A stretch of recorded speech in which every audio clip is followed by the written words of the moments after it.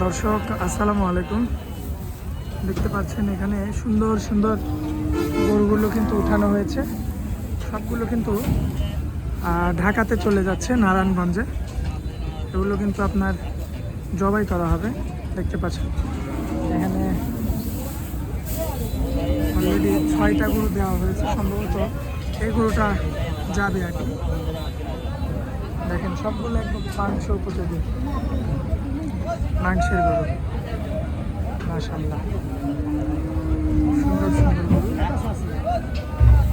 দেখতে পাচ্ছেন, সবগুলো কোয়ালিটি ফুল। দেখে শুনে যাচাই বাছাই করে নিতে পারবেন দর্শক।